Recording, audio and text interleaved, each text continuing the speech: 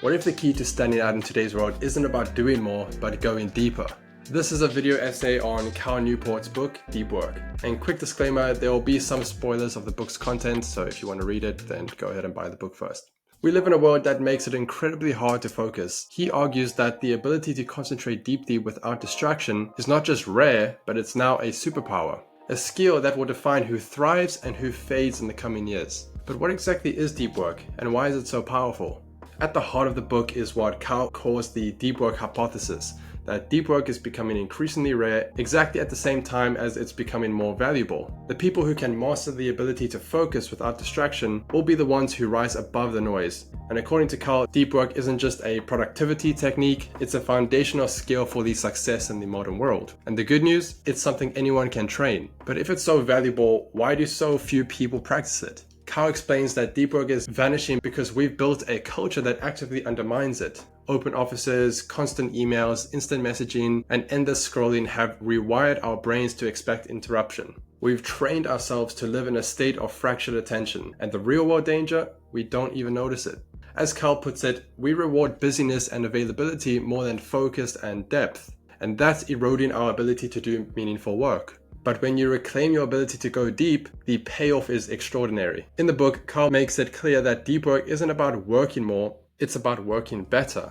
It's the master key that makes you learn complicated things faster, produce better ideas, and create work that actually stands out. Whether you're writing, coding, designing, or leading, deep work enables you to operate at a higher level. And Cal shows us that people who embrace the depth don't just get more done, they produce work that shapes industries and builds legacies. So how do you do it? He lays out a clear plan. Cal offers 4 rules for rebuilding ability to focus. The first is work deeply, and that starts with choosing your philosophy of depth. He outlines 4. Monistic, where you cut yourself off completely to focus. Bimodal, where you switch between deep work and shallow work in big chunks. Rhythmic, where you schedule deep work into your daily routine. And finally, journalistic, where you slip into deep mode whenever you have a moment, but only if you're highly trained. Cal encourages us to build rituals that support our focus, protect our energy, and measure our output. His second rule is to embrace boredom. Cal points out that the ability to focus is a skill, and like any skill, it must be trained. That means resisting the urge to switch tasks every time your brain feels restless. And instead of taking breaks from distraction, Cal suggests we take breaks from focus and train our minds to be comfortable without constant stimulation. His third rule, quit social media. Here we go. But actually, Cal doesn't demonize it, he reframes it. Social media, he says, is just a set of tools. The question isn't whether it's good or bad, but whether they substantially help you reach your most important goals. He introduces the craftsman's approach. Only keep tools if the benefits greatly outweigh the cost and distraction. And the fourth rule is to drain the shallows. According to Cal, shallow work, the kind of low-value reactive tasks that fill our days, should be ruthlessly minimized. He encourages you to schedule every minute of your day, protect your deep work blocks, and even negotiate a shallow work budget with your manager if needed.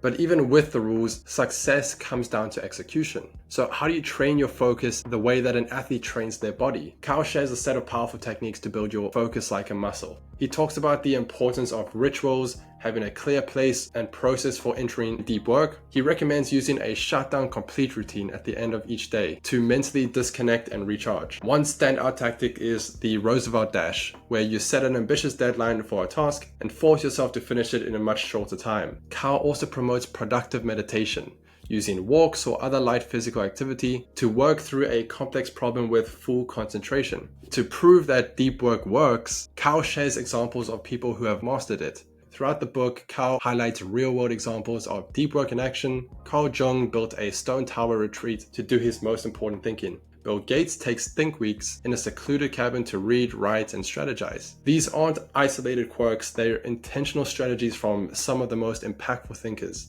Cal's message is clear. Deep work is a timeless discipline. Cal doesn't sugarcoat it either. Deep work is hard. Your environment fights against it. Your habits fight against it. The discomfort is real, especially in the beginning. But that struggle is part of the entire process. Every time you resist distraction, every time you stay with a hard problem, instead of clicking away, you're rewiring your brain for greater clarity, patience, and power.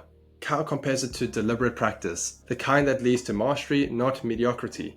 And in the long run, it's not just about working better, it's about where your life is headed. He makes a bold prediction. In a world flooded with shallow work, the people who can constantly go deep will have an almost unfair advantage. They'll be the ones who learn faster, create more, and stay relevant as the world changes. Deep work becomes kind of a moat, protecting you from irrelevance, distraction, and burnout. And as automation and noise increase, depth is one of the few skills that can't be outsourced or commoditized. The future, Carl argues, belongs to those who choose depth. The path Carl lays out isn't easy, but it's very powerful. Deep work is not about grinding longer hours or being a productivity machine. It's about doing work that matters, becoming someone who's not just busy, but effective. You don't need to change everything overnight. Just start by carving out 1 hour of protected time tomorrow, because in the end, Carl's message is simple. The world is noisy, the shallow drown, the deep create. If you would like a free downloadable summary of my notes from this book, you can get it in the description below. And if you want to see more book essays or want to start thinking in frameworks, then I invite you to subscribe.